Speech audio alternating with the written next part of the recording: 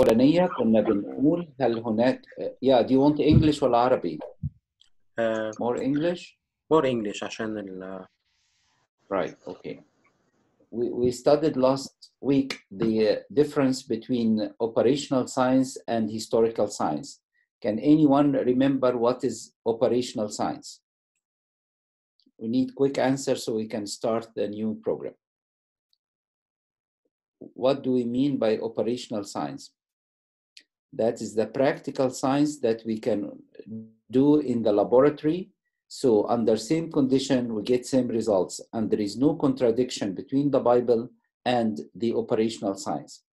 What about historical science? Events that happened in the past that we cannot repeat them in the present. Therefore, there are two starting points. One is materialistic starting point, which is saying that matter is everything and everything must explain by time, chance, and laws of nature. And we found that this naturalistic or atheistic way of thinking cannot really explain life.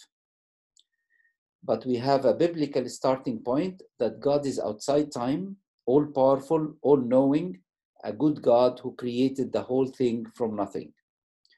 And last thing we studied last week is the 7 C's of history.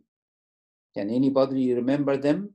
Starts by letter C in everyone. Creation, corruption, catastrophe.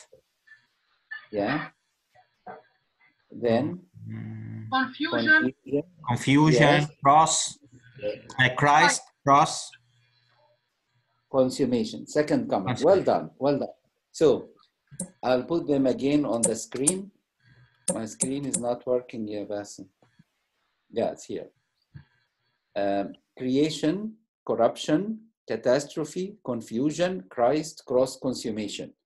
And this is very important really, because at the beginning it was perfect creation, and God created supernaturally in 6 days, and he rested on the 7th. And this creation was without sin, without disease, without illness, without any catastrophes. But God gave Adam and Eve the freedom of choice, and they disobeyed God, and corruption, that's C number 2, entered into the world as a result.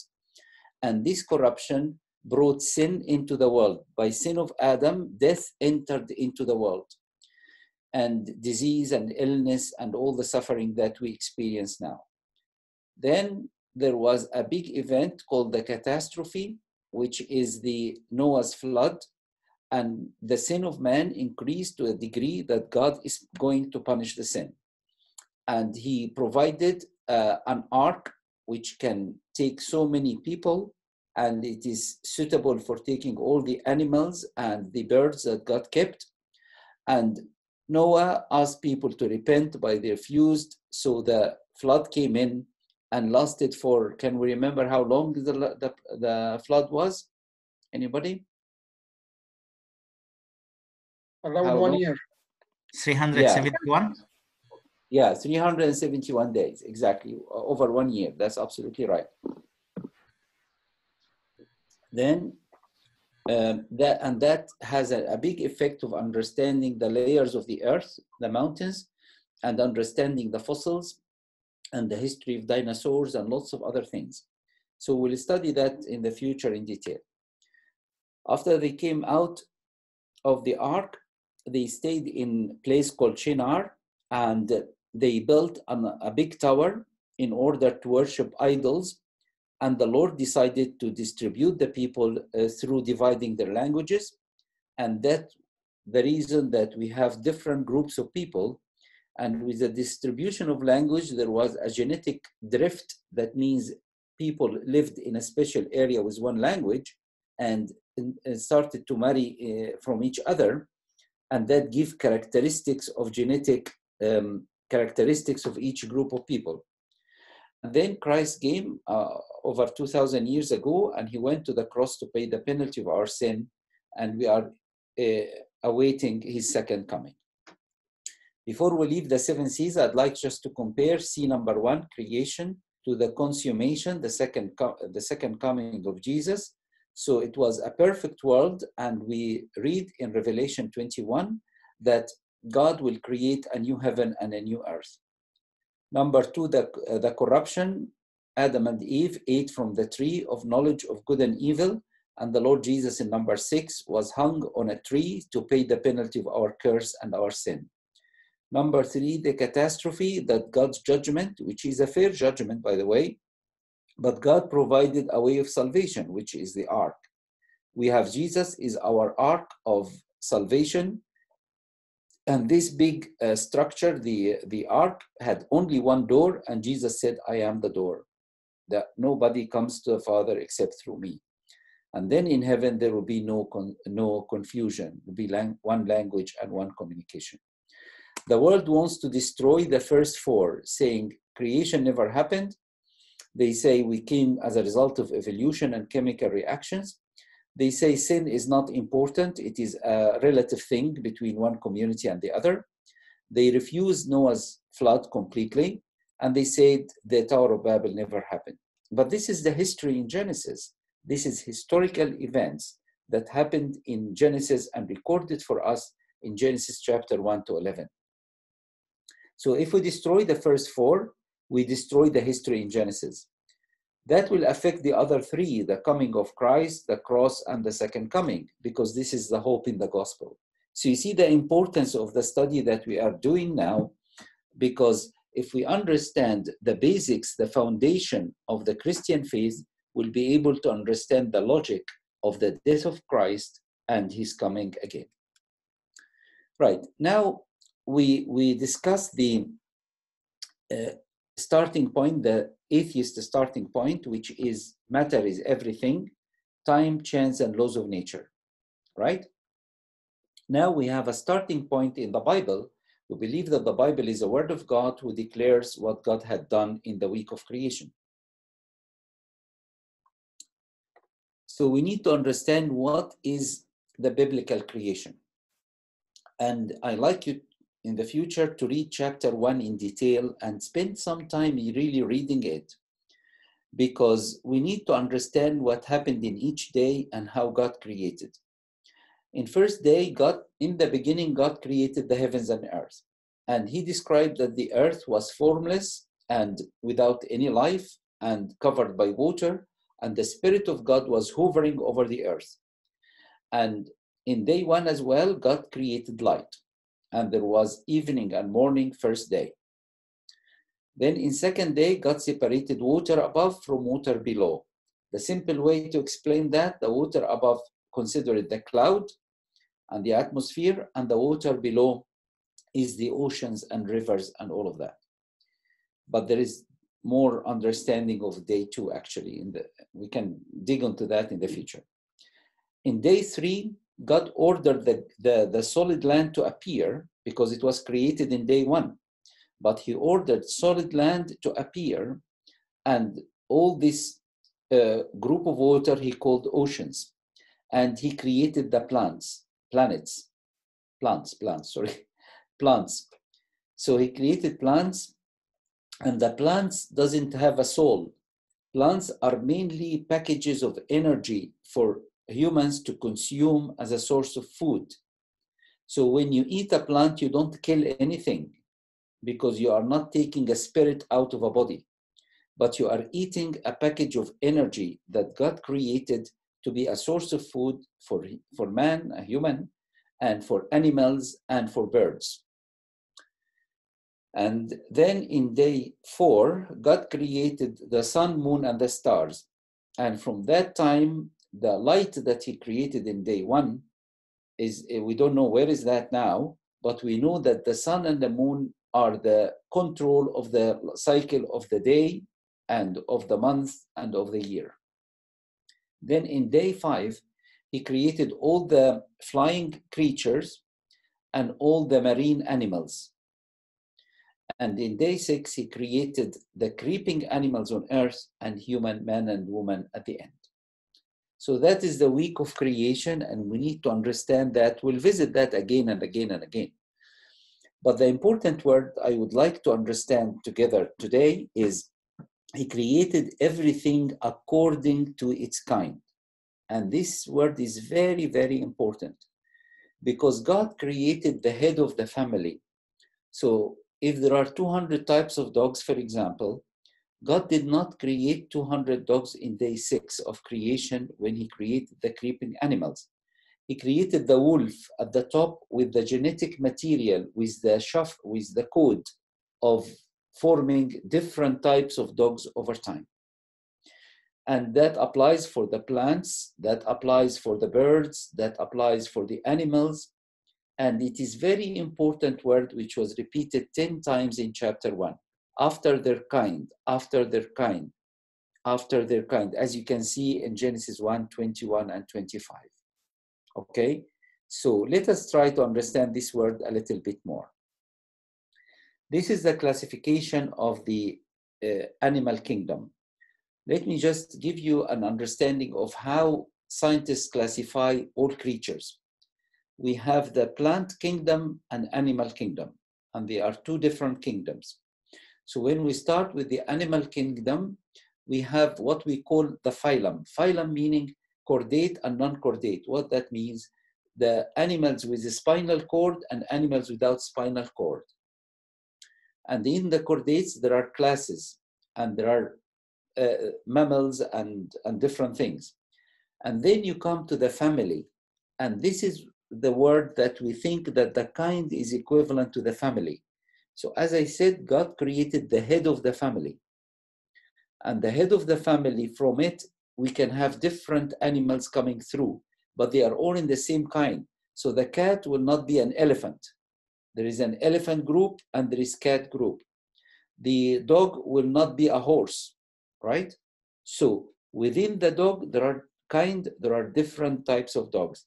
And in the elephants, there are different types of elephants. And then there is something called genus, and this is species. So when God asked Noah to take animals into the ark, he asked them, or he sent to them the kind, the head of the family. He didn't send them the species, because the species are so many. And people always ask, how can Noah accommodate all these species of animals? But God did not send species of animals. He sent the head of the family, the kind, okay? After their kind, according to their kind, repeated 10 times in chapter 1. So what is this kind? We have in this picture, we have elephants, we have dogs, we have al-qawarid, we have horses, and within the family, there are different types of elephants, as you can see on the picture here, with different characteristics in each, but they are all one group. They are all one family.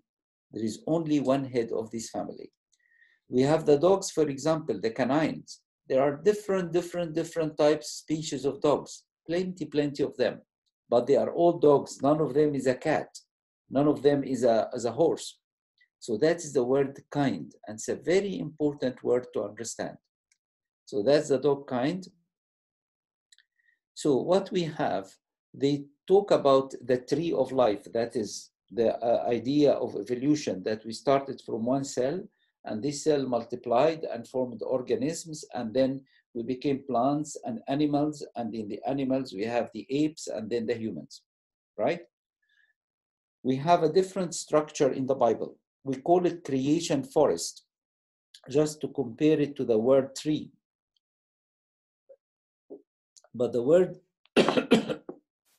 the word forest is not mentioned in the Bible, obviously. It's just an explanation. So we have the creation week, and God created according to its kind, according to its kind, according to its kind. And then from this kind, there are different species which will come.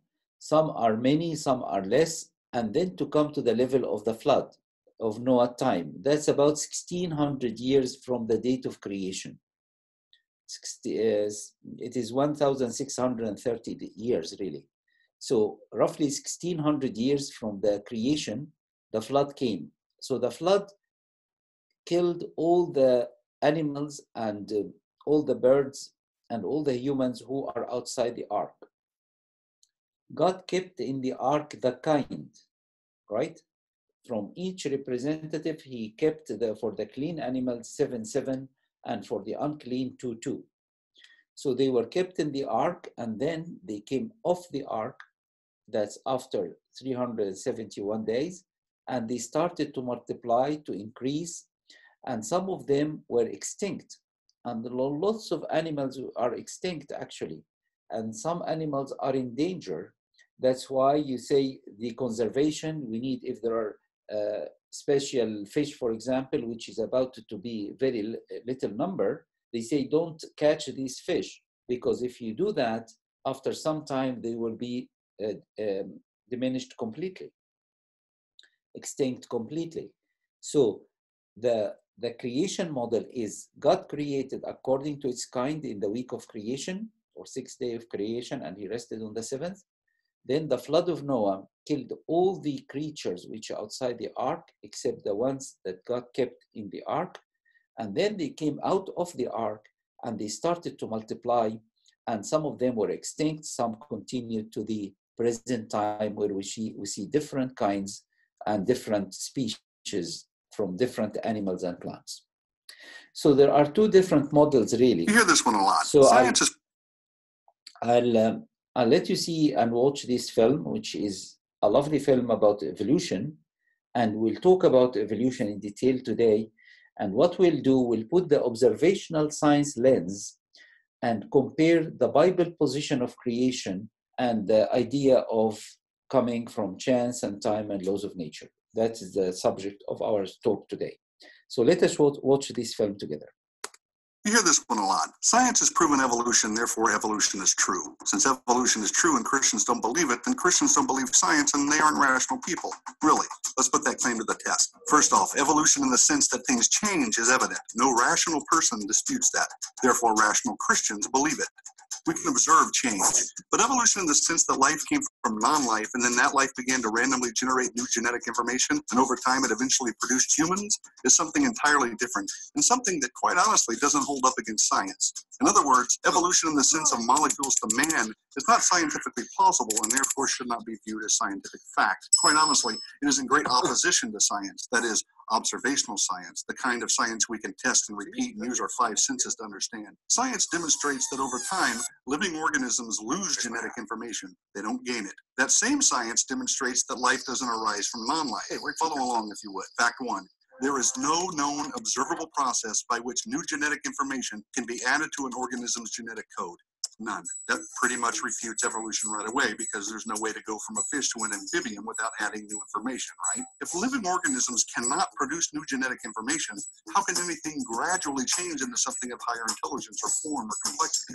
That is, how can anything evolve from an amoeba to a man without adding new genetic information? The answer, of course, is that it can't, plain and simple. Now, some have speculated and they have imagined all kinds of things and they brought in artists to produce creative renderings based on guesses, and they have been successful in telling a very convincing story that humans evolved from ape-like creatures. But those are just drawings, people. They're just stories. But what we really observe is humans are humans and apes are apes. Now, if fact 1 buried evolutionary thinking deep into the Precambrian soil, this next fact, fact 2, tosses so much sediment on it that not even the greatest team of paleontologists with the latest subterranean gizmo could dig up the remains. Check this out. Never, again, never has it been observed that life can come from non-life. So here are 2 major scientific evidences against evolution. I reiterate for clarity, life has never been observed to come from non-life, and there is no known observable process by which new genetic information can be added to the genetic code of an organism. So molecules to man evolution doesn't really make scientific sense. Yet we are all here, and life is all around us in various forms. Although evolution cannot account for this, the Bible can. The Bible reveals that the all-powerful, all-knowing, supernatural God created the heavens and the earth out of nothing, and all life according to its kinds, that is, each with its own set of genetic information. So, again, what the Bible reveals makes sense of what we see and understand. Evolution does not. Enough said. Okay. Did you enjoy that one?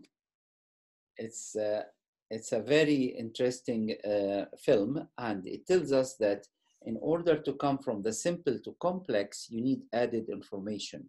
You need another code to form things. So God created according to its kind, and he put the code for different structure in the body in the head of the family, and from that we have different species.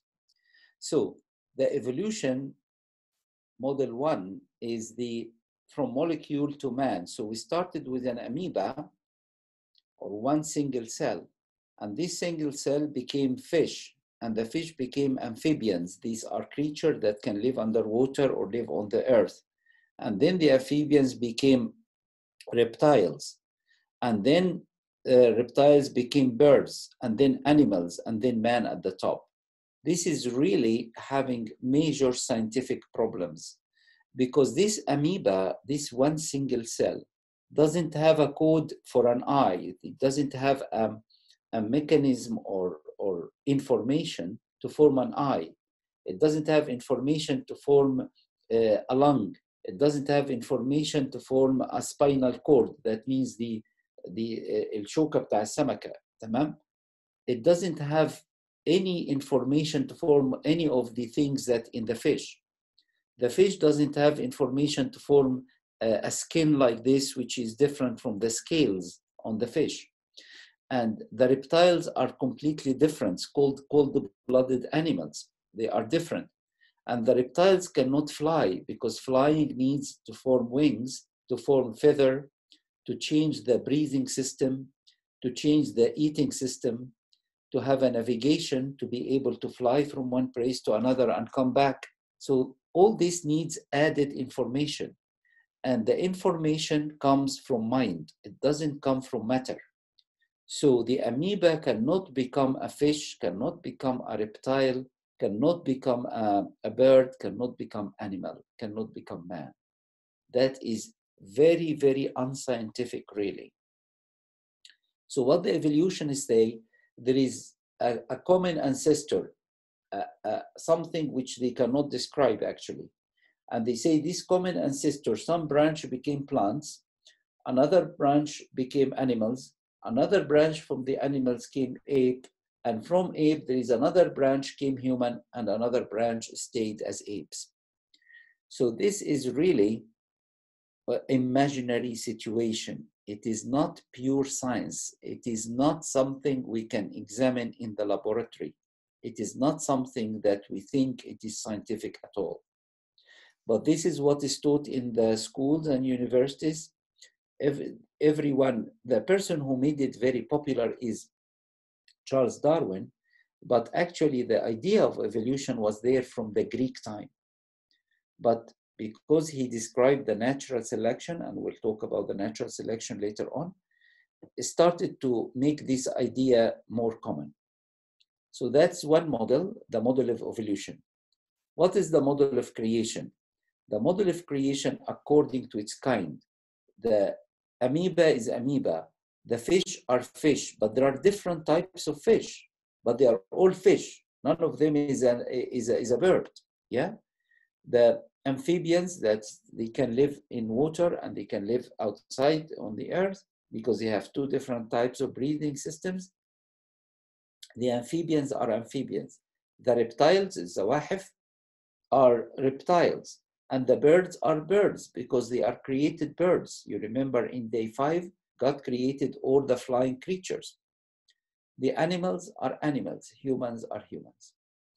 So you see there are two different models and they are completely different from each other and you can't mix them. Some people, some Christians start to say God used evolution to create. And they say over millions of years, God started with simple things and made them to be more gradually complex. Obviously, this is a very strong, wrong idea, because in order for evolution to happen, it depends on cycles of life and death, and survival of the fittest till you come to the top. That means there was sin before the fall of Adam, because Adam is in the top of the tree, according to evolution. So if we believe that Adam, because he sinned, death entered into the world, that means there was no death before his fall. So evolution cannot be a mechanism of creation at all.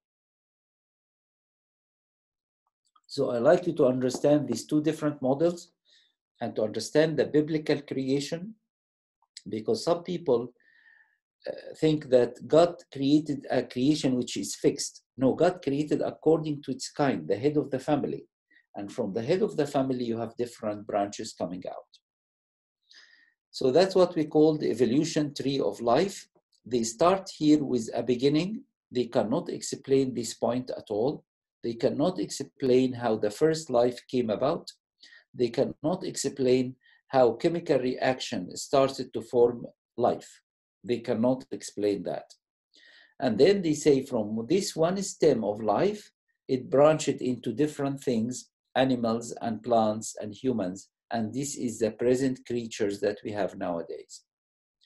Obviously, as I said, there are major scientific, not only biblical, but scientific problems, because you cannot start from a simple creature here and you need to add information to have more complicated structure.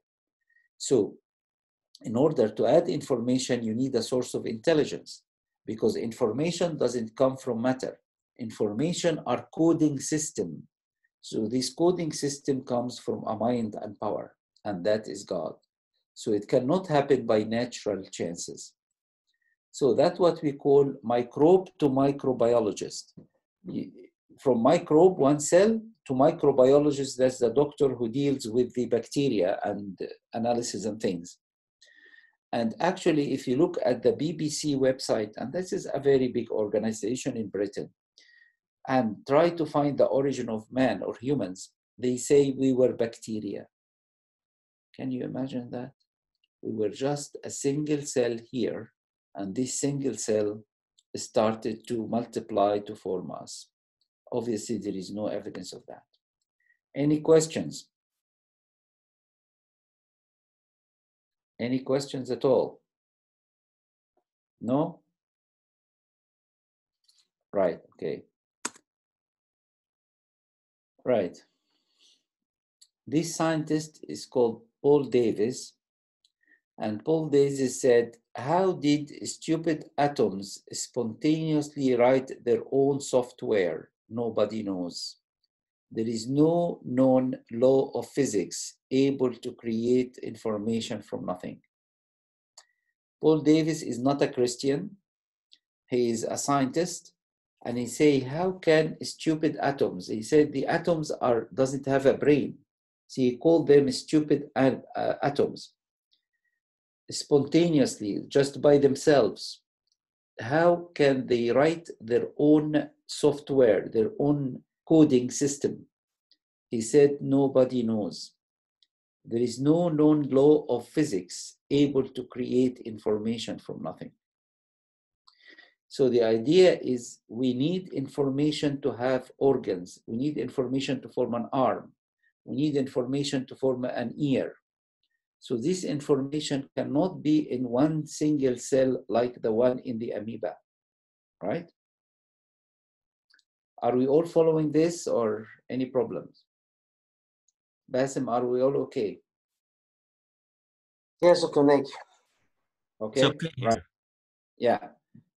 You can interrupt me if any question, please, because I'd like you to follow each step very clearly, please, okay?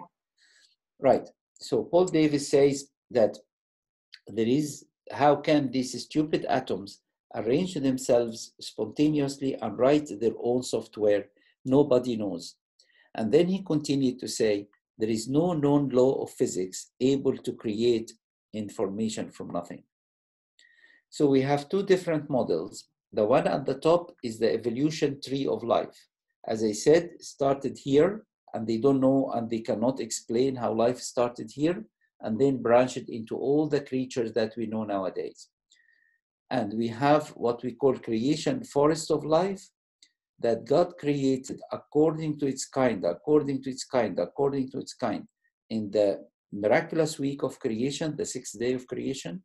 And then after about 1600 years, the flood came and killed all the creatures outside the ark. And God kept all the kinds in the ark, and they came out and they started to branch till we have the life as we know it now. So the first one, we think it is not scientific and definitely not biblical. So it doesn't really match the science that we know, and it is not really compliant with the Bible at all. We have the creatures here that God created according to its kind, then the flood, and then the present time. Right, so evolution have 3 cycles actually.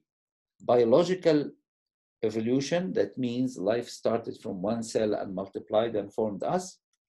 And then geological evolution, that means that the layers of the mountains were formed after millions and millions and millions of years, and this is not biblical either. And then astronomical evolution, that means that we came from the Big Bang. Obviously, we'll discuss that in detail, but at the moment, I just want you to understand that evolution is not just only biological. It's not only in the life creatures and the animals and plants. It is in the evolution of the layers of the earth and evolution in the form of formation of the stars and galaxies and the earth. Now, we have 2 starting points, and this is really the battlegrounds. We have man's word, that the idea of evolution, as I said, in biology, geology, astronomy, and we have God's word, which tells us that God created the heavens and earth. So they are 2 different starting points, and really we cannot combine them together. And lots of Christians try to combine man's ideas into God's word, and they fail in that miserably, really. So what's happening? We have the same evidence. What I mean by that is that the same facts, because the atheists who don't believe in God study the layers of the earth as the Christians study the layers of the earth. They study life on the earth as the Christian studies life on the earth. They study the atmosphere of the earth as the Christian study the atmosphere of the earth. So the problem is not the facts. The facts are constant and they are the same. The problem is how we explain these facts. We explain them by natural process, that means time, chance, and laws of nature, and we prove that that doesn't work. We can prove them by God supernaturally created life and allow it to continue. So the fight is not how many evidence you get. Too many people think it is a battle of sorting out different evidences. So we can just find the evidence that supports evolution, the evidence that supports creation. This is not the fight, really. The real battle is we are fighting over the same evidence. It is the same layers of the earth, as I said, the same animals, the same plants. It is the same, but it is how we explain them. So there are 2 different glasses, types of glasses, because we see life through our glasses, right? So there is a glass of the naturalist or the evolution idea. They think that there is no God and this world should be explained by time, chance, and laws of nature. There is another glass, which is the biblical view, and this is called worldview. And the biblical view allows us to look at the universe and see that God created the universe, then sin entered into the world, then death came in, and all these layers of fossils and all of that can be explained by the flood of Noah, and that's completely different from somebody who doesn't believe in God. So the starting point is really essential. The starting point is very, very important. So we have the biblical starting point and we have the human starting point. Now, when you discuss this topic with somebody who doesn't believe the Bible, you say, take the Bible out of the equation. Take the Bible away completely. Please don't do that, because we have a starting point that we can defend. Let me give an example. If 2 people are fighting with swords, and the first thing when you enter this fight, the opposition will say, give me your sword and enter the fight.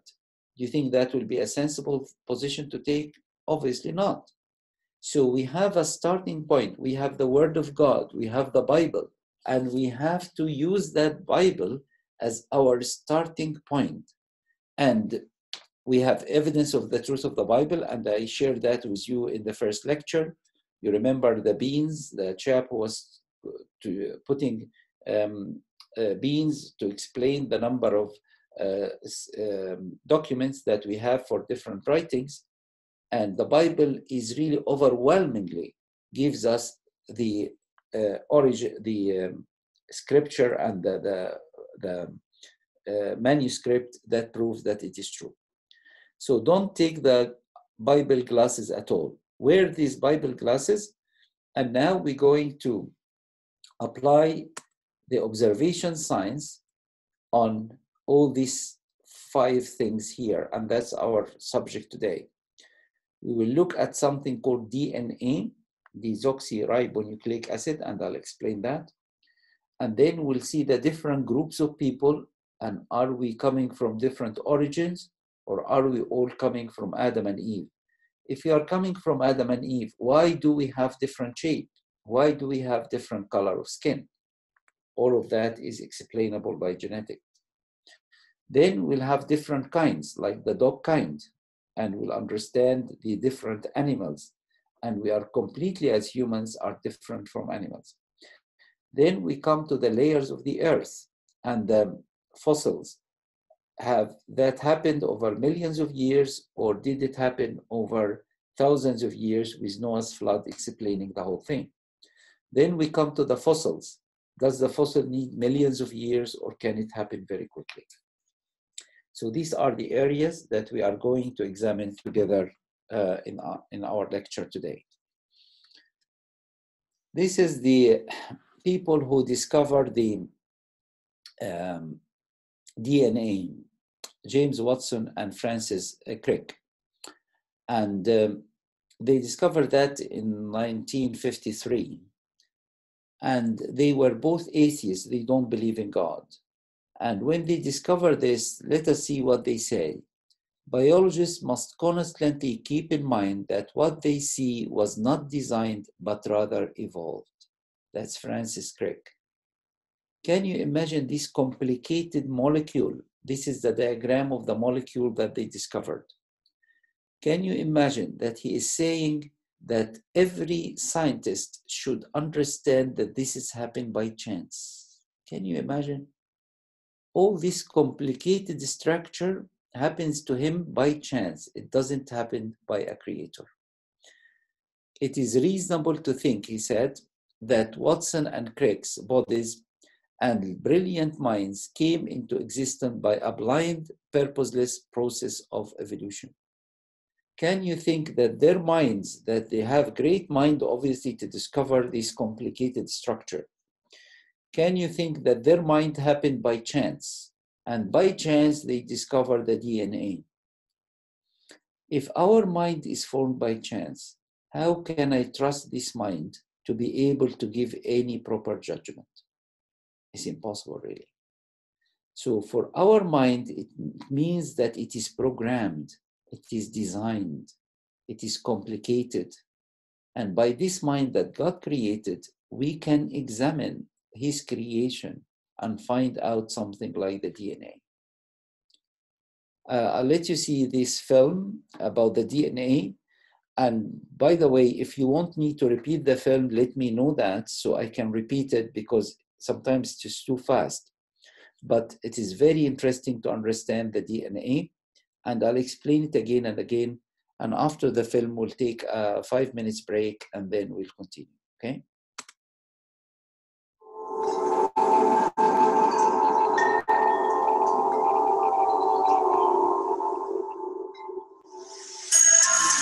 If you found an ancient clay tablet with strange characters washed up on the shore, you couldn't read it, unless someone had cracked the code.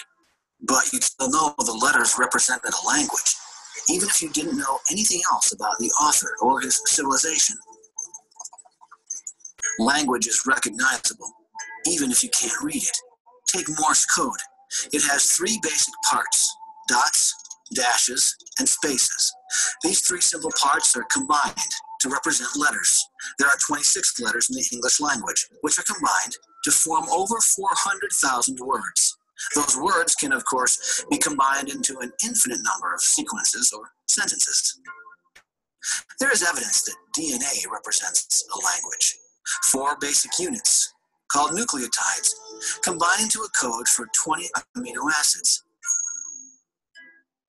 From those few amino acids, the body forms more than 100,000 proteins.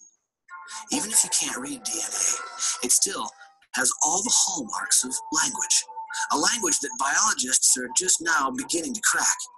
Every tiny cell in our body is packed with 3 feet of DNA, 3 billion nucleotides. The similarity between DNA and human language is uncanny. In addition to codes, both use similar techniques to pack, access, rearrange, copy, and translate information. DNA seems to represent language, language of life. An unseen author, the creator of heaven and earth, has left a testimony of his existence in the DNA of every living thing.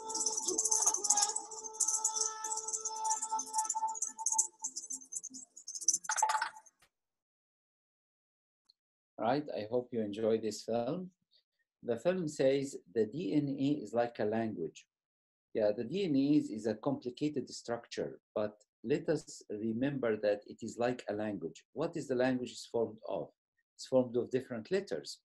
Like the English language, there are 26 letters. In Arabic, there are 28 letters. By these letters, you can combine them and form a word. And in the words, you can combine them and form a sentence. And every word has a meaning and every sentence has a meaning. So you find similarities between these words and sentences because they are coming all from the same letters. That's why there is similarities in our body with other animals. I'll give you an example. The insulin in our body. Insulin is important to burn the glucose so we can have energy. So the insulin in the human body, the nearest to it is the pig insulin, because the pig lives under the same conditions on earth. He eats similar food, and as a result, he needs insulin to burn the glucose to form energy.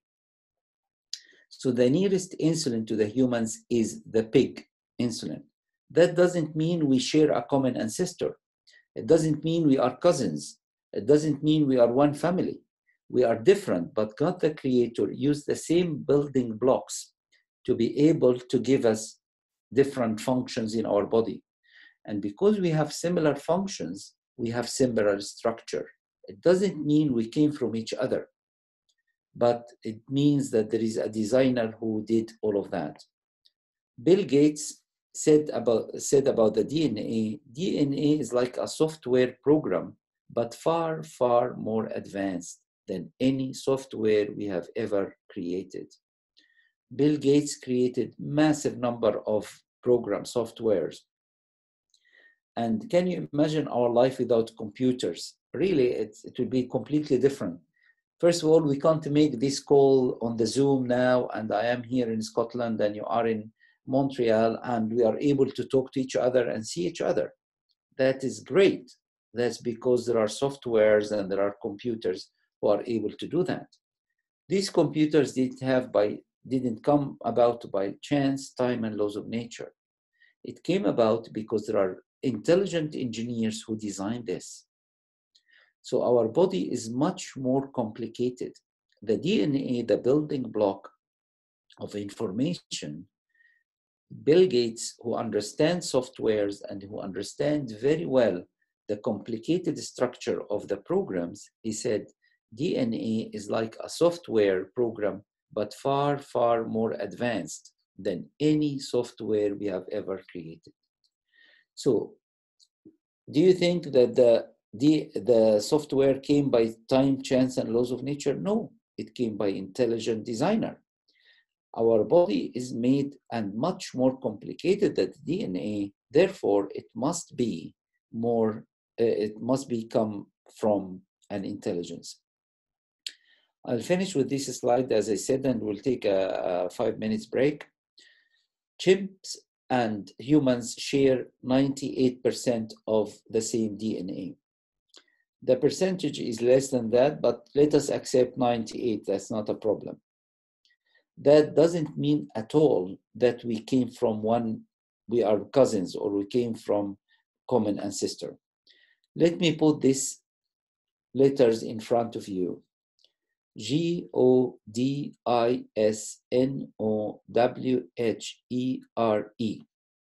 We can read it like this. God is nowhere. God is nowhere. You can read it. God is now here. These two statements have the same number of letters. They have these letters in the same order, but we divided them differently. So God is nowhere and God is now here is contradictory to each other. It's opposite each other completely, but they share the same number of letters, but the meaning is different. So consider the DNA as letter, forming a sentence, forming a word and then sentence. So they can be equal in all the numbers of DNA, but the meaning is completely different, as we see here on the screen. Okay, any questions? Is what we shared is very clear and under discussing is the two starting points, as I said, biblical starting point and human starting point, our naturalistic way of understanding things. And we applied that to the DNA, and we discovered that DNA is so complicated, it cannot happen by chance and time and laws of nature, right? So that's the first one. The issue is information. If there is information, that means there is a designer. So if you put the DNA, what we call, I'll give you some more information about it. It's called double helix. Double helix, like this, you see the yellow one here, and you see the blue one here, and there are connections between the two, and these connections are arrangements of molecules, and if each arrangement gives a special understanding, a special language. It's like the letters of a language. So this segment, for example, will say, form that type of protein. So the DNA is in the nucleus of the cell. The cell, as we discovered, is a nucleus that is the head office. And then something called cytoplasm. There are different places, in different organelles in it. And then the cell membrane. These are the essential parts of the cell. So the head office, if you like, the nucleus, it has the chromosomes, and the chromosomes have the genes, and the genes have the DNA. So the DNA is giving information. Please form a wing, for example. Obviously, I'm simplifying things too much, but it will give a code for forming a wing. So it goes out and form a wing. It have a code to form a leg. It has a code to form an arm. Obviously, this example is not very accurate. It's just to explain the idea, okay? So if we look at the DNA, we have to ask ourselves one question. Did it come by chance and time and laws of nature? The answer is no, it cannot, because it's too complicated. It needs intelligence. The other question is, how did it come about? We can say God, who is outside time, outside matter, who created this wonderful structure, the DNA. So if you put the observational science, you remember we have observational or operational science, and we have historical or assumption science. So if we put the observational science, if we examine this DNA under microscope, we come to the conclusion that this is designed. And because it is designed, there must be a designer. And the Bible declares that the designer is God. So when we apply the practical science, the observational science, it goes with the Bible. It's not against the Bible. When we apply the observational science, it really denies the idea that we came by time, chance, and laws of nature. It does not stand. We cannot really come about in life by time, chance, and laws of nature. That is not what had happened. Right. Let us come to the different groups of people. The world, we call them races. Actually, the word race is not the right word, as we'll discover now. We have different groups of people. We are only one race, the human race, and we have different groups of people. So why we have different shape of the eye? Why do we have a different skin color, the lighter one and the darker one? Why do we have different features in our faces, in our nose, in our ears, in our complexion of the face? Why do we have these different structures if we are coming from Adam and Eve? Let us put the observational science lens. Let us examine this under the practical science. And we'll find that it goes with the Bible, not against the Bible. When I was studying biology years and years ago, they said we came from imaginary common ancestor. And they said that we are different races. The original Australians, the Nigerians, the Mongolians, the Caucasians, and they consider the Caucasians as higher than the original Australians. And they say we came from a common ancestor. It's imaginary. We don't have fossils for it. We don't have pictures of it. We don't have any evidence of this imaginary common ancestor. So it is imagination. It is not really science.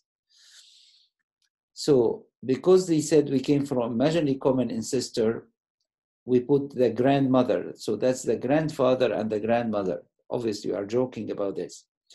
So this grandfather really is imaginary. It's not true. It doesn't have any scientific evidence at all. They did something called mapping of the human genome. And the mapping of the human genome, they took samples from each group of people, from Asia, from Africa, from China, from everywhere, right? And they analyzed the DNA and they made a map of each group. And they compared these maps with each other. And they found we are all one race. And this is the unanimous declaration that everybody agreed, all the scientists participated in this project. There is only one race, the human race. When they declared that, I said, thank you very much. I know this from Genesis chapter 1, when God created Adam and Eve. So the operational science confirms the Bible. The operational science doesn't go against the Bible at all. So they said all humans are one race. They call it Homo sapiens. There is absolutely no genetic or evolutionary justification of racial categories of humans. So all of us are the same, and that's very important. And I'd like to show you this film, which is called One Race. If we are one race, one human race, why do we have different colors?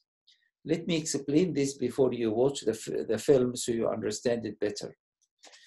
We have different colors because there is a cell called melanocyte forming melanin. Melanin is a pigment which gives different colors in our skin. There are many, many other factors, obviously. The blood vessels supply to the skin and other things. But melanin is the most important one, really. Okay? So some people produce more melanin to protect their skin. Some produce less melanin. But we are all one color with different grades. Nobody is white. White is like this piece of paper. This is white. Nobody is like this color at all. Because if I'm this color, that's a person who is dead. But we all have different shades of color, darker and lighter. But the people who don't have any pigments called albinos, they don't have the ability to form this pigment. And this is a disease. This is an illness. All right? So Let us watch this film. This is one of the fast films. So if you have any question after we watch the film, please stop and ask the questions. I like a sort of more interaction, really. I know we are faced with massive amount of information in these lectures, but I'd like you to digest them, to think about them, and to ask questions, okay? So let us watch this film together. I hear this one a lot. How can there be so many races in the world if we are all descendants of Adam and Eve? Well, check this out. First off, let's talk about the word race. Sometimes when people use the word, they mean supposed races of people who have evolved at different times, rates, and in different locations. That's not true. Of course, the word race is also a term we use to distinguish between groups with different physical traits, namely skin color. But are there really different races? Take a gander at Acts 17:26, where it is written that God, from one man, made every nation of men. It's clear then that the Bible teaches that there is one race, the human race. The Bible is also clear that all people on the earth are descendants of Adam and Eve who were created by God. Check Genesis 1:26 through 28. Easy enough. God created two people in his image, male and female, and told them to increase in number. So Adam and Eve are mom and dad of the human race. Then their children had children, and those children had children, and so on and so forth for many generations until, according to Genesis 6:9, the world's population was reduced to 8 people who were protected inside an ark during a global flood. And those 8 people later walked off the ark, and according to Genesis 9:19, from them came the people who were scattered over the earth. Oh, wait a second. What do I mean scattered? Well, jump over to Genesis 11, and let's talk about an event known as the Tower of Babel. Basically, because of the sinful actions of the descendants of Noah, the Lord confused their language and scattered them from there over all the earth. That's pretty clear and concise. Okay, so we've got lots of people who are descendants of the 8 folks who came off the ark, and now they have been scattered all over the earth. That explains that we are still one race and that different groups of people ended up in different locations. But how do we get a bunch of different colored people if we are all one race? Well, follow along. This, of course, is a simplified explanation, but the basic principles are true. We all have a pigment in our bodies called melanin, which, depending on different variables, produces different shades of the one main skin color we all possess. Several genes control the amount of melanin produced and thus the variability in the skin shade. In fact, it's easy for one couple to produce a wide range of skin shade variability in just one generation, as we'll see in just a moment. Time for a quick genetics lesson. DNA is the molecule of heredity that is passed from parents to children.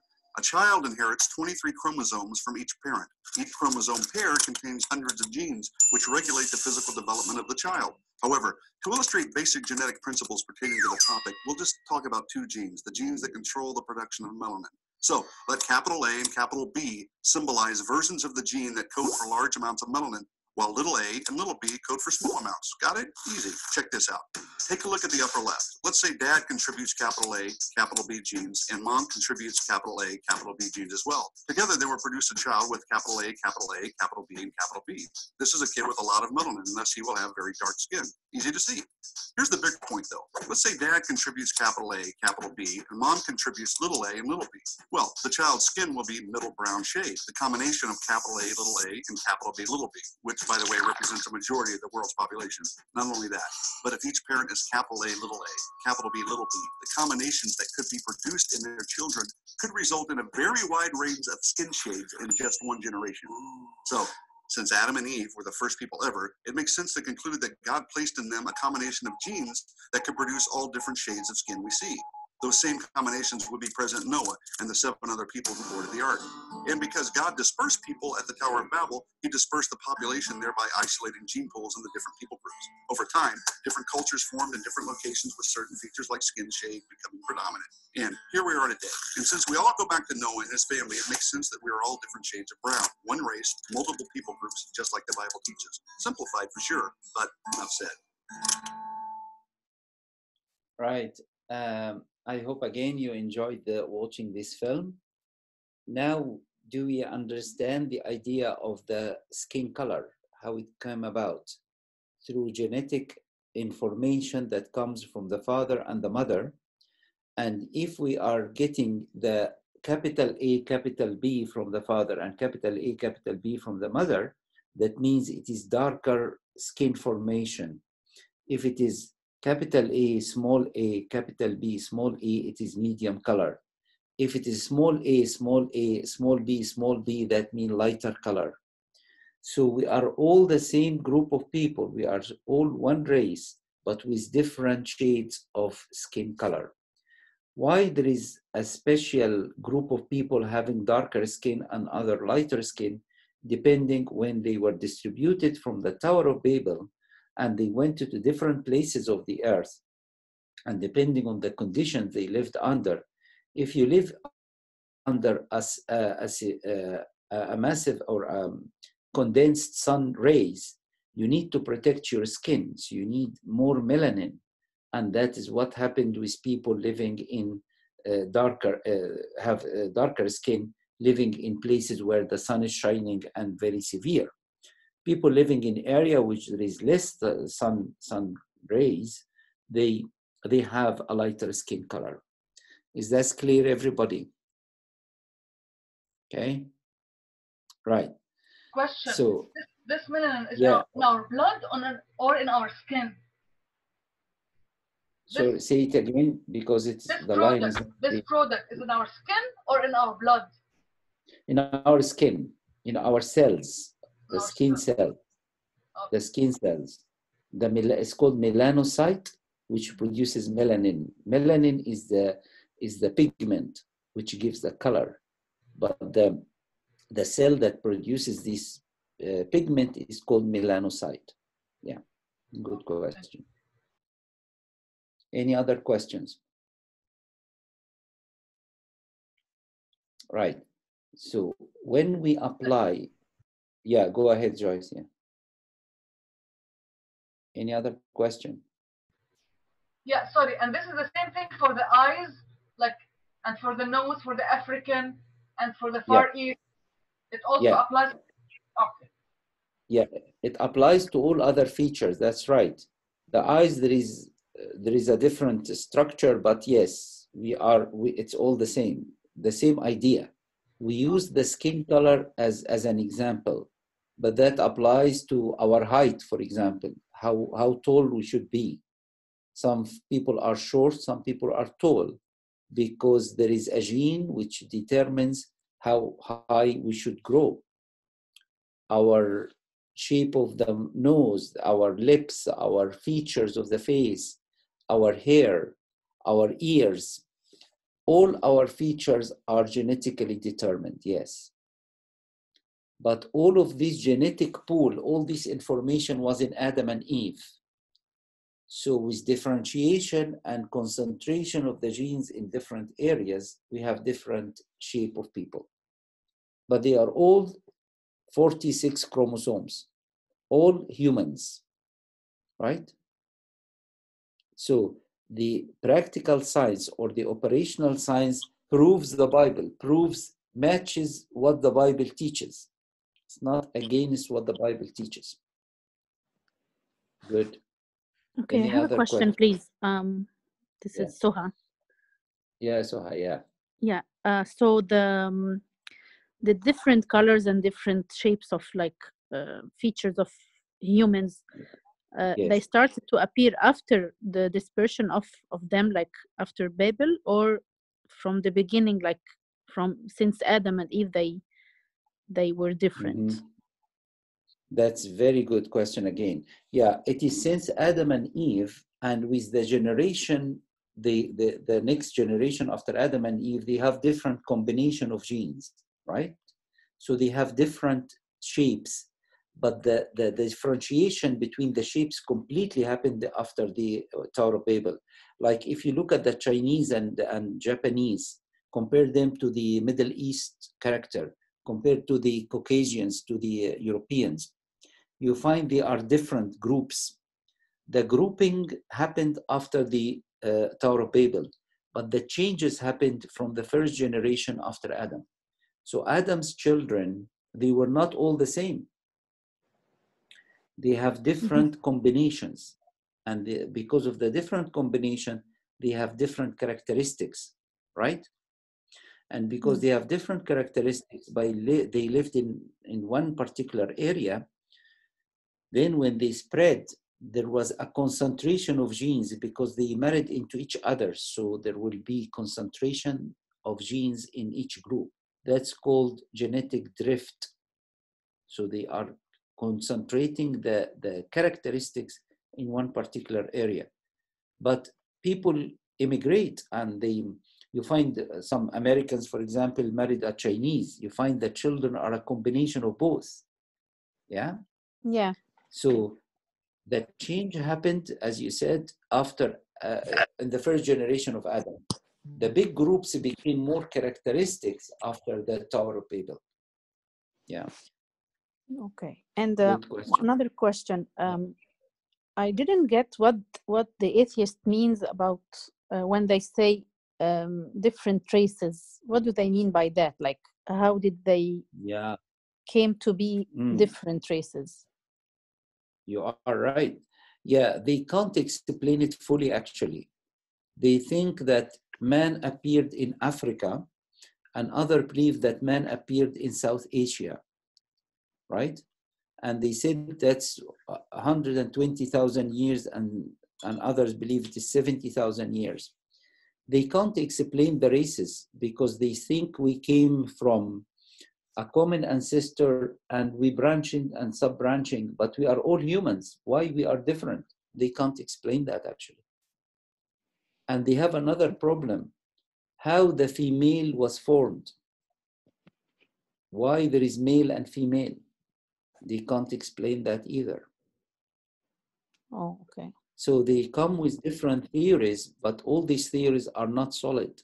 They don't have proper explanation. But when you read the Bible, God created man and woman, and then the children. So that makes sense. That makes proper science. But they have a very difficult idea. Do you know that Darwin believed that the Caucasians, the Europeans, are higher race than the Australians, the original Australians? And as a result, some people traveled from Europe and went and caught the original Australians, and they thought they are near the apes, and they killed them to dissect their body to compare it to the apes. Can you imagine how cruel that is? And they were just humans like us. So they believed it was like the first ancestor, it was only one? They were not two, male and female? No, they believe it has to be male and female. But as I said, they can't explain the differentiation between male and female, how it happened. It can't be by chance and time and laws of nature. There will be a male. They can't explain the origins at all. Yeah, okay, yeah. Because we evolved from the amoeba. Okay, yeah. Yes, exactly. Okay. But it's very difficult to explain the male and female structure, actually. Yeah. So the biblical understanding gives us more science. We are not against science, actually.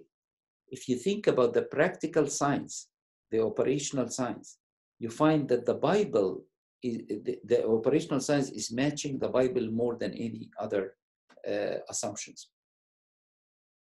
Yeah, good.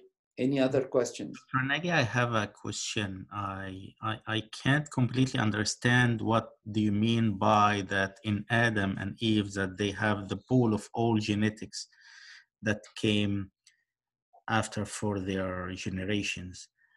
I believe that maybe there is a kind of mutation, there is a kind of the effect of the factors around the human that may affect on his skin, color of the eye, because I believe Adam and Eve has their own genes for their eye color, but maybe there's kind of mutation happened after that lead to forming different eye colors. Right. Your assumptions are right, but let me just explain. There is something called genetic encoding, and there is something called epigenetics. What is this epigenetics? Epigenetics is not part of the sequence of the DNA. It is above epi, above the genes. And that means it is affected by the environment.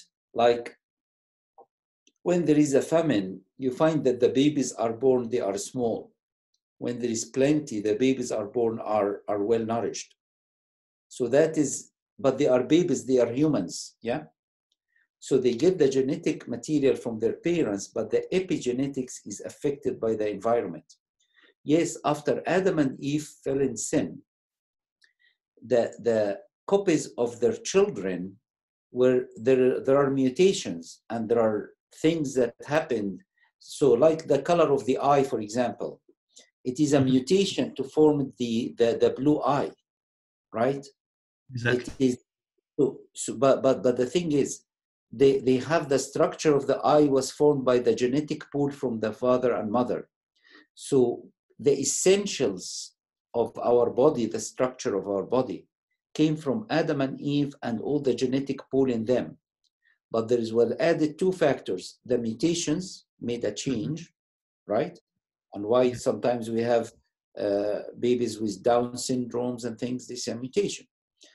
And the other thing is the epigenetics, which change the environment. But the essential components, you don't find a man with four hands, for example. It's one hand in each side, right? There is one set of 2 ears, 2 eyes. You don't find a person with 3 eyes, for example. So the genetics of forming the structure of the body is constant, but there are changes from the epigenetics and mutation. Yeah? Okay. Good. Right. Any other questions? These questions are very good, actually. No more? Right. So what we are saying here is the operational science, the practical science matches the model of creation. It doesn't match the model of evolution. Things happen by time, chance, and laws of nature. Okay, are we all happy with this? Because that's very important. Yeah, good. Yes. Okay, great. So let us come to the why we have different shapes of dogs, for example. Why is that? If God created the wolf at the top, this is called the created kind, and we explained the kind in the beginning of the lecture. We think the kind is usually at the level of the family. So God created the head of the family, and from the head of the family, we have different types coming species. Like actually, when you have ordinary family, father and mother, you find the kids have different characteristics, but they can be similar to each other in one part, but different from each other as well. And when their kids get married and form their own families, you find the kids are slightly different, and the difference keeps going on and on and on. But they are all humans. They are all 46 chromosomes, right? So according to its kind, as I said, this is matching with the biblical model. So if you put the observational science on different types of dogs, you find it matches the biblical understanding of creation. Let us see this film about kinds, and that will explain it a little bit more. Okay, let us watch the film together.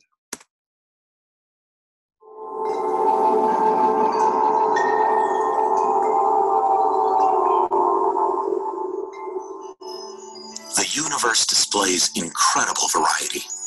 Consider snowflakes. Every one is different. Every cloud is different. Every planet, every galaxy is different. This variety is just as visible among organisms. Every individual is different from every other individual. Every giraffe has a unique pattern. Every zebra has distinct stripes. Every dog has a distinct personality. And every human is different from every other. Despite all this variety, it's easy to see which of these belong in the same group. As different as deer are from each other, we still recognize them as deer. As different as finches are from each other, we still recognize them as finches. The same is true of plants. There are thousands of species of orchids and thousands of species of grass, but we still call them orchids and grass. Modern scientists call each of these groups families. The Bible gives a clue about the origin of such variety. Genesis 1 says that God created distinct organisms after their kind. In fact, he uses this phrase, after its kind or after their kind, 10 times in the creation account. What does the biblical term kind refer to?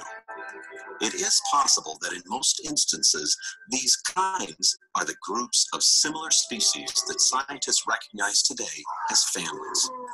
If so, God made an orchid kind, a grass kind, a deer kind, a finch kind, and many others.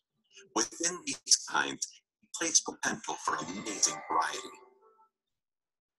The creation of similar things with differences demonstrates that God loves variety and God loves unity.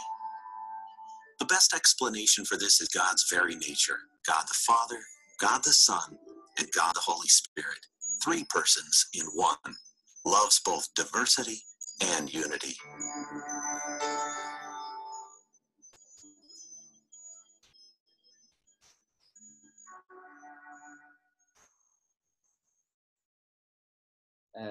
ده الفيلم اللي بيشرح موضوع الكاينز اللي هو رأس العيلة، ومن رأس العيلة في تفرعات كتيرة بس كلها داخل مجموعة الواحدة. فمثلا الزرافة عمرها ما تبقى فيل، الحصان عمره ما هيبقى قطة، بس جوه الحصنة في حصنة مختلفة، جوه القطط في قطط مختلفة، وهكذا. فلما نفهم كلمة كايند دي اللي موجودة في تكوين أصحاح 1 متكررة 10 مرات، بتورينا إزاي إن دي النموذج بتاع الخلق الإلهي. أي أسئلة في الجزء ده قبل ما نكمل؟ أوكي، لو في أي سؤال ظهر من فضلكم وقفني ونتكلم. أوكي؟ طيب، يبقى إحنا لو حطينا العدسة دي دلوقتي اللي هي العدسة اللي هي بتاعة العلم التجريبي، هنحطها على الحفريات. أول ما تسأل تقول الحفريات بتاخد وقت إيه عشان تتكون، الناس تقول لك ملايين السنين على طول. دي الإجابة اللي بسمعها دايما. لكن لو فكرت فيها بقى، لو في سمكة ماتت في البحر، السمكة دي مش بتتحلل، السمكة دي بتطفو وبعد كده تتحلل وبعد كده تتاكل، عمرها ما بتبقى حفرية. يعني إيه حفرية؟ عشان نتفق الأول. يعني حفرية يعني إن الكائن اللي كان حي ده ومات دخلت في جسمه أملاح الكالسيوم والمغنيسيوم وأملاح تانية تحت ضغط شديد وتحت حرارة شديدة، حولته إلى حجرة تحجر. ده هو معنى الفوسيلايزيشن، التحفر. بقت حفرية، تحفر تلقاها لسه محتفظة بشكلها. عادة بتكون العظام، بس ممكن برضو الأجزاء الرخوة تتحفر. ده ممكن قوي الكلام ده، بس يعني نتكلم عن العظام لأن دي أشهر حاجة. فإمتى العظام دي تتحفر؟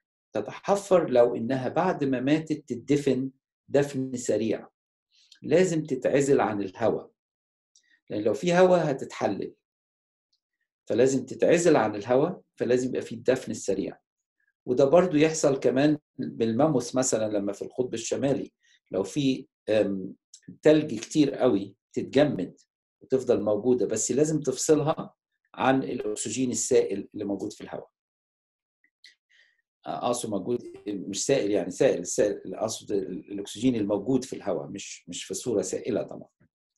المهم، فالتحفر ده عملية سريعة. فاحنا عندنا مثلا حفرية في متحف الخليقة، سمكة بتاكل سمكة، دي ما تاخدش ملايين السنين، دي حاجة لازم تحصل بسرعة. وده اللي بيفسره طوفان نوح، لأن في طوفان نوح حصل إيه؟ في أمطار شديدة وينابيع الغمر اتفتحت، ففي كمية مية كتيرة قوي بتحرك كمية من الطين بصورة سريعة جدا، وفيها ضغط وحرارة شديدة لأن في براكين بتتفجر.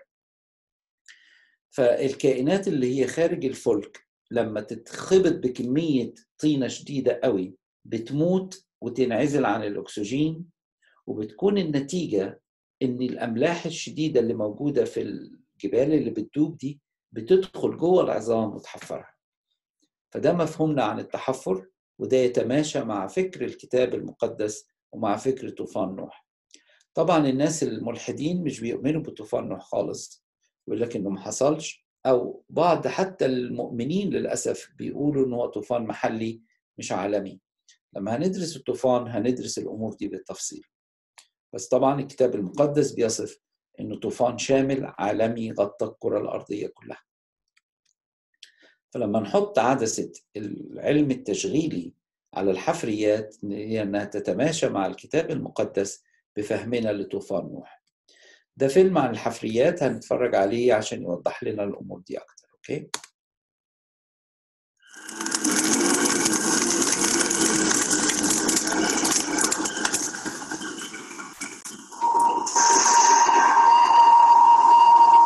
Dead organisms usually don't last long. Scavengers and bacteria consume them quickly. Soft tissues rarely last more than days or weeks, and hard parts like bones or shells only a month or two. But the rocks of Earth contain billions and billions of fossils, and in many places, millions of fossils are exquisitely preserved, even soft parts. How could this be? To preserve a body, it needs to be put in a safe place. Extremely cold or dry places protect them from most organisms who live in those conditions. There is another solution: rapid burial. If a body is sealed from oxygen out of reach of burrowing animals, then it has a good chance of fossilizing intact. Rapid burial is uncommon today, but there's much evidence of massive burials in the past. Not only are many fossils well preserved, they're found amidst very fine sediment layers. Fine layers rarely last in the present because all sorts of animals are digging around in the mud and soil, searching for food. In just a few weeks or months, the original layers are destroyed. But in the fossil record, churned up sediments are rare. If these sediments were laid down rapidly, however, they'd prevent burrowers from doing their job. And there are thousands of feet of such layers in the fossil record all over the world. This suggests that moving water laid down mud and sand rapidly over a wide area, and the process lasted several months.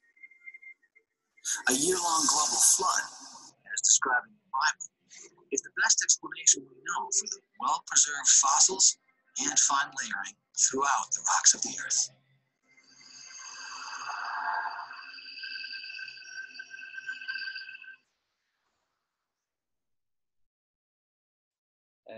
شفتوا ازاي الفيلم ده بيوضح انه الفوسيلايزيشن او التحفر عملية سريعة تعتمد على الظروف مش على الزمن. لو سبت جسم بره مش مدفون هيتحلل، مش هيتحفر. امتى يتحفر؟ لو في املاح كتيرة وضغط شديد وحرارة شديدة، ممكن الاملاح دي تدخل جوه هذا الجسم وتحفره. ودي الظروف اللي حصلت في طوفان نوح اللي بيوصفه الكتاب المقدس، اللي قعد 371 يوم، وكان فيه ينابيع الغمر العظيم انفتحت، وكان فيه براكين وزلازل وسونامي عملت كل هذه الحفريات وطبقات الجبال السريعة.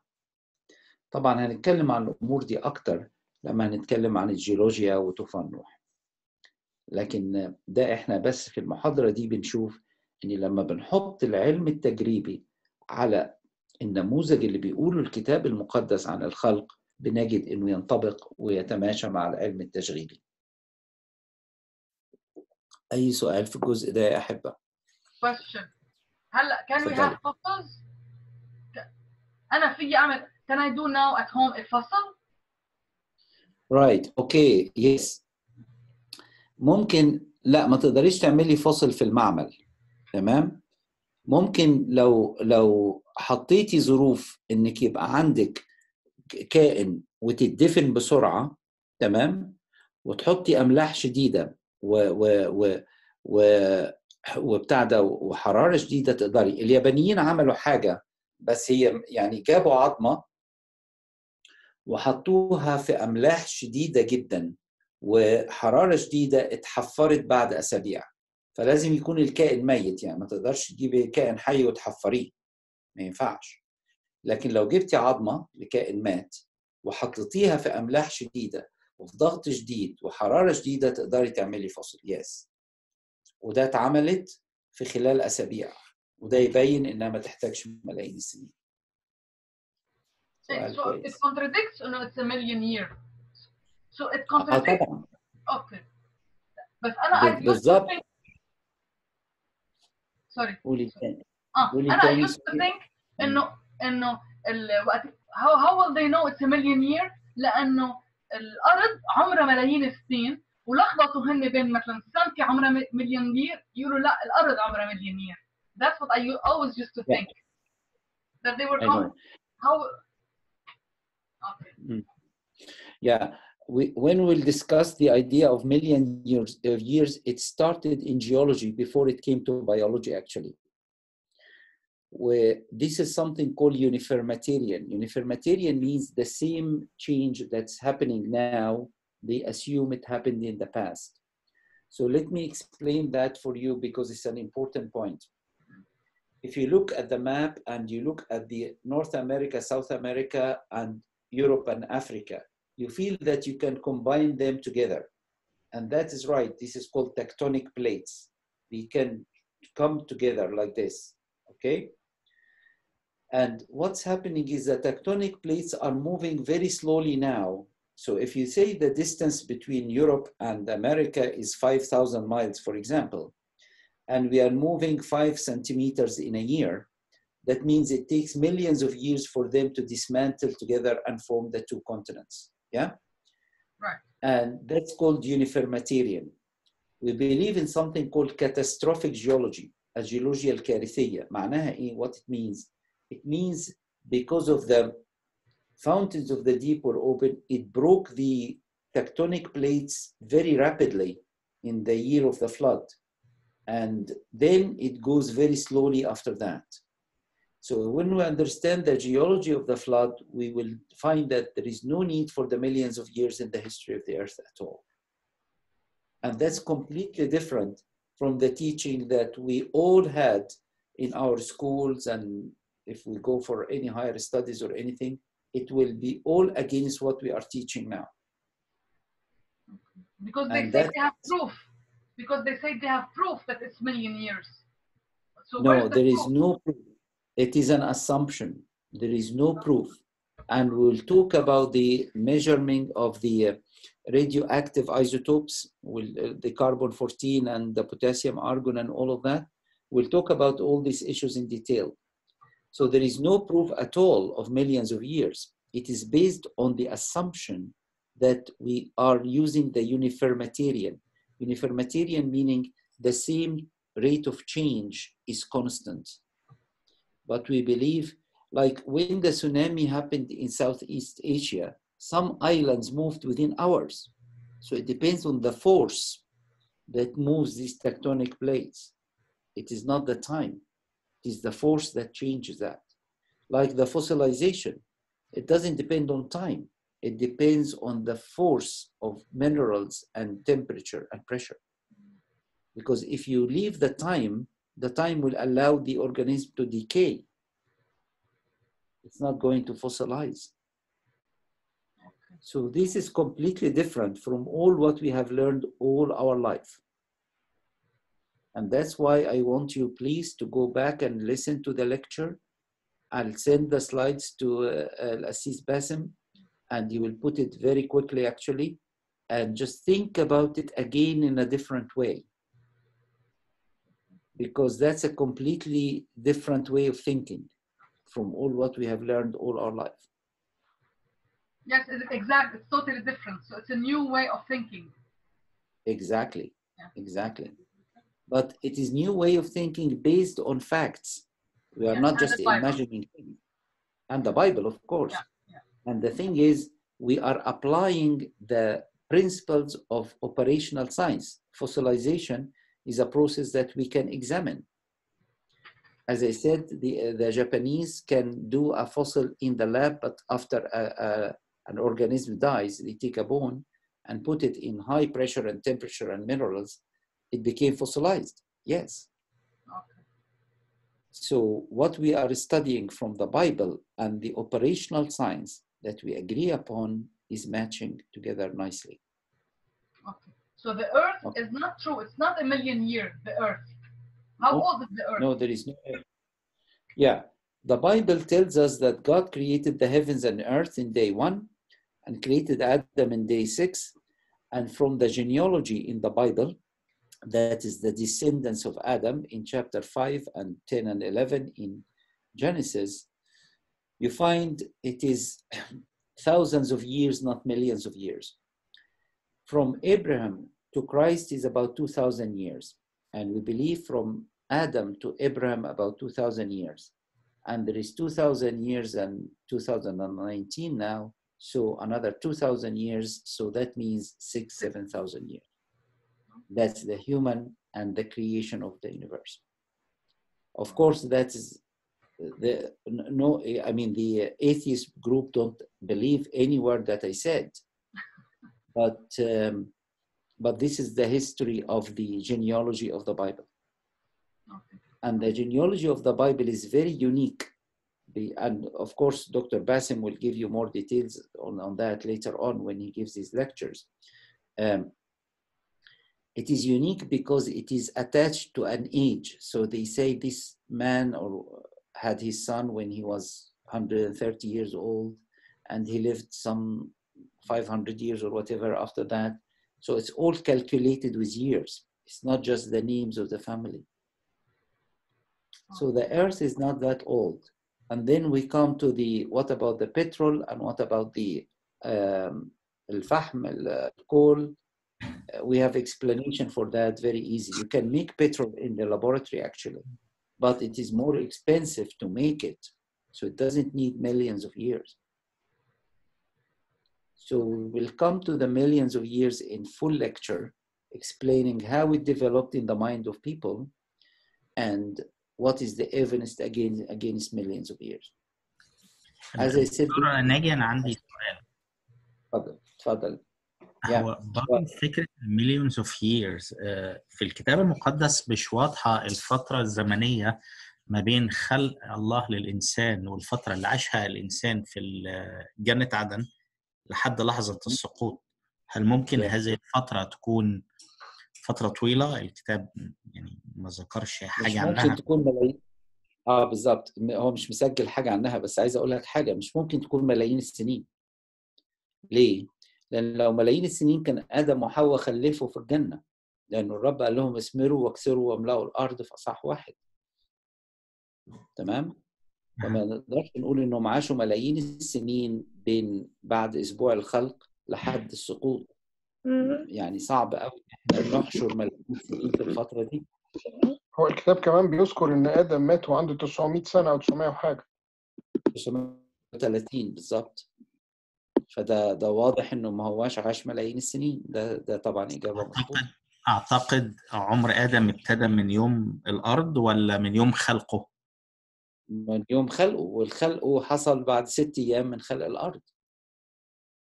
يعني عمر آدم لما اتذكر إن هو مات وعمره 930 سنة. 930 سنة. من لحظة حياته على الأرض ولا من لحظة وجوده في الخليقة؟ يعني قصدي من بعد طرده؟ لا من ساعة ما اتخلق. ما هو في أيام وأزمنة وسنين من اليوم الرابع في أسبوع الخلق. 6 أيام الخلق. في اليوم الرابع دي مش حقب، دي أزمنة مظبوطة، يوم 24 ساعة. أنا فاهم الفكرة دي. في اليوم الرابع كان في شمس وقمر ونجوم، وفي أيام تكون لأزمنة وأوقات وسنين. فكانت السنة بيحسبها إزاي؟ بيحسبها من الربيع للربيع، أزمنة وأوقات وسنين. فمثلا من الشتاء للشتاء يبقى دي سنة، واخد بالك؟ يمكن ما كانش عنده نفس مارس وإبريل والكلام اللي عندنا دلوقتي، لكن عنده من سيزون لسيزون، رايت؟ فبيحسب أنا فاهم الفكرة دي، بس هو كان يعني هو كان تصوري إنه بيبتدي من لحظة ما خرج من جنة عدن. يعني لما خرج من جنة عدن كان day 1 على الأرض. ولما مات كان عمره على الأرض بعد الخطية 930 سنة. مش في جنة عدن. ماشي، عايز أقول لحضرتك حاجة. جنة عدن على الأرض، جنة عدن مش في السماء. جنة عدن فبص أسبوع على الأرض. فهو كان على الأرض، اتخلق على الأرض لأنه اتخلق من طين الأرض، تمام، في اليوم السادس. فده يبتدي يعد تاريخ ميلاده. تاريخ ميلاده اليوم السادس في أسبوع الخلق المعجزي، تمام. قعد في الجنة دي موجودة على الأرض لأن الرب غرس الجنة فيها أشجار على الأرض مش في السماء. فهو دخل الجنة دي اللي هو جنينة ما نعرفش حجمها قد إيه، تمام. قعد فيها مدة زمنية بنتوقع، الكتاب المقدس ما قالش قد إيه، لكن بنتوقع إنها فترة صغيرة. ليه فترة صغيرة؟ لأنه ما لحقوش يخلفوا، لأنه الرب قال لهم في أصحاح 1 اثمروا واكسروا واملأوا الأرض، فهو خلق ميل أند فيميل، ذكر وأنثى.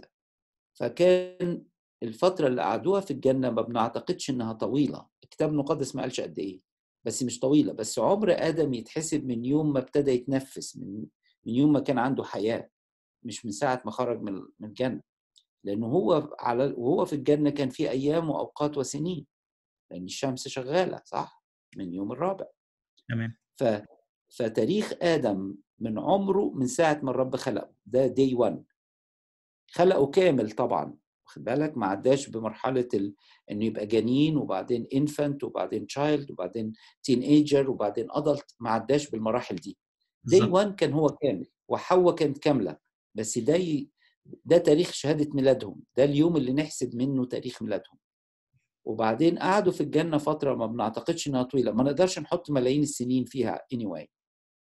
تمام. وبعدين لو حطينا ملايين السنين معنى كده إن في حفريات جاية من ملايين السنين دي، معنى كده إن كان في موت قبل ما هو يسقط، وده مخالف لفكر الكتاب المقدس تماما، مش كده برضو؟ تمام صح. أنا عارف الكلام اللي بندرسه ده في منتهى الصعوبة لأن ما سمعناهوش قبل كده، ونمرة 2 مخالف لكل اللي احنا اتعلمناه زمان سواء في المدارس أو في الكنائس. فمحتاجين نفكر. أنا عايزكم تفكروا يا أحبة، وعايز كل أسئلتكم يعني. فأنتوا بعد يعني المحاضرة دي اقعدوا فكروا في الكلام اللي سمعتوه، وتفرجوا على المحاضرة تاني، وهبعت أنا السلايدز لباسم بكرة إن شاء الله. وتقدروا بعد كده تحكموا بقى وتشوفوا إحنا بنغير طريقة تفكير كاملة. تمام؟ بس كلها مبنية على حقائق وعلى آيات كتابية وعلى حقائق علمية. وأقصد بعلمية إنها الأوبريشنال ساينس، العلم التشغيلي، مش علم الأصول. أسئلة ممتازة. دكتور ناجي معلش أنا عندي برضو سؤال. أوكي. بالنسبة أول عدد في تكوين 1 اللي هو وكانت الأرض خربة وخالية. أيوه. يجي بعديها العدد نمرة 2 يبتدي الله في الخلق، بس العدد الأول بيقول إن الأرض كانت موجودة وكانت خربة وخالية، فده بيعمل لي شوية يعني مشكلة لخبطة. طيب. يعني هي كانت مخلوقة وبعدين كانت ملخبطة فهو رجع خلقها. ما دي برضو حتة بتاعت الملايين السنين أو يعني فيها أقاويل كتيرة الحتة دي. طيب أحب أشرحها لك. بصي، دي حاجة اسمها الجاب ثيوري، إنه بيحطوا فجوة بين عدد 1 وعدد 2 في الكتاب المقدس. الفجوة دي مش موجودة لأسباب كتيرة قوي. خليني أقول لك، الخلق حصل في عدد 1، في البدء خلق. تمام؟ فعمل الخلق تم في عدد 1. خلق إيه بقى؟ السماء والأرض، السبيس والماتر، المادة والفضاء. أوكي؟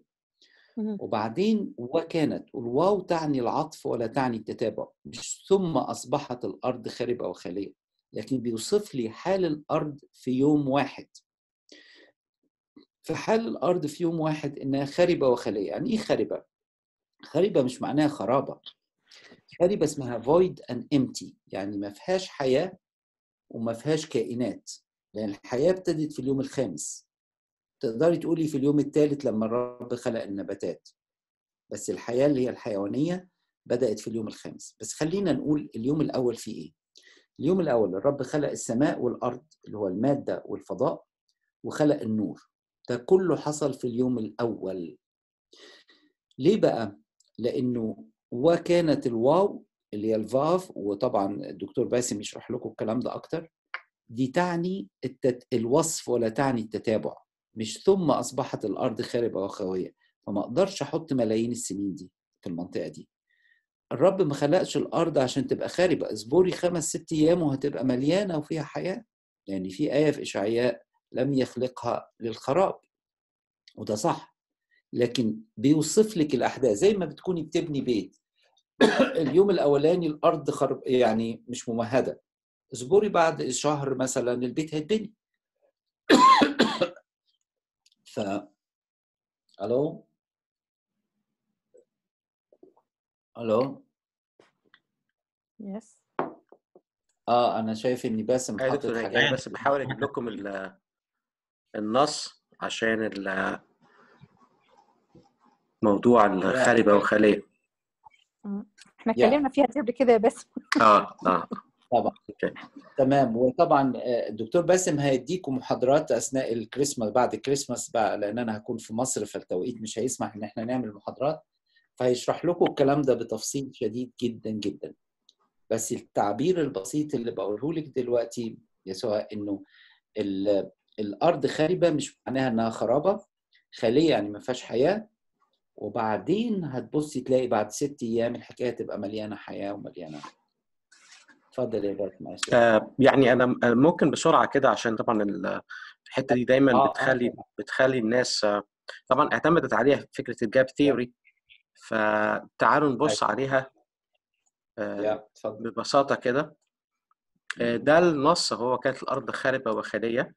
النص العبري هنا طبعا مش لازم تكون بتعرف عبري، في كذا وسيله ممكن تكون بتجيب بيها العبري بسهوله يعني. ده حرف الفاف اللي هو في اهو، في هارتس الارض، هيا كانت، ده فيرب تو بي في الماضي. توهو ده الكلمه بتاعت خاربه، فوحو او هي الخاليه. فتعالوا نقف نشوفهم. في هنا ديكشنري بيوري لك الكلام بتاعت ايه اللي هي الخاربه دي. ادي الكلمه اهي، وادي نطقها توحو، معناها desolation او desert. اوكي، معناها حاجه empty place without form without nothing. اوكي، ممكن تيجي بمعنى vain او vanity، ممكن تيجي بمعنى waste، بمعنى wilderness، شيء خالي او شيء مش مأهول، او confusion او emptiness. اوكي، كلمه فوحو هنا معناها برضو void او emptiness، undistinguishable، يعني شيء مش واضح المعالم. ممكن نقولها بالانجلش it was shapeless and formless او emptiness. Okay. Usually the gap theory is like suggesting that something happened between day 1 and day 2, and this was the way they were trying to adapt the Bible to the evolution theory. So they suppose, or they suggest, that the fall of Satan, when he fell from the heaven, he destroyed the earth and make it like خاربة وخالية. He destroyed the earth.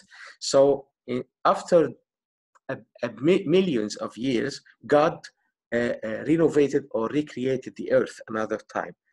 But this theory, we'll discuss it with Dr. Nagy, and maybe we'll discuss it together also. It's not biblical, because it assumes that the death entered before sin, before Adam committed his sin. But we knew from the Bible that the sin entered after the fall, not before the fall of Adam. Okay. Why don't we say the fall of Satan, at that time there was no creatures, so there was no death. Okay, but this incident happened during this period of time. Okay, what's the power of Satan to destroy the creature? Okay, even if we suggest that it was only an earth with plants or with animals, why the fall of Adam, of Satan destroyed the earth? There is no reason for that. But also, as we know from the Bible, that Satan, when he was kicked out from heaven, he was not thrown to earth. He's still in the air. We know that he is the prince of the air. Okay, رئيس سلطان الهواء. Later on in Revelation, it is mentioned that he will be cast away to the earth. Okay? Yes. Right. في حاجة تاني كمان يا سهى، إنه الشيطان سقوطه كان بعد اليوم السادس، لأنه في اليوم السادس الرب رأى إن كل ما عمله فإذا هو حسن جدا، فما كانش في سقوط للشيطان قبل اليوم السادس وقبل اليوم السابع بعد ما استراح الرب. عايز أقول لك حاجة تانية، في سفر حزقيال بيتكلم عن إنه كان كامل الجمال وهو في جنة عدن. وطبعا الدكتور باسم يقدر يشرح لك الأمور دي أكتر، لكن اللي عايز أقوله لك إنه سقوط الشيطان ما حصلش بين عدد 1 و2. سقوط الشيطان حصل بعد أسبوع الخلق المعجزي، فده ينهي تماما فكرة سقوط الشيطان والتدمير اللي حصل على الأرض. هي النظرية دي طلعت سنة 1912 وانتشرت جدا من اسكتلندا، من عندنا بأسيس اسكتلندي عشان يحط ملايين السنين بين عدد 1 و2، لكن النظرية دي غير قائمة حاليا بالمرة. أوكي. طب يا أحبة هنقف دلوقتي عشان الساعة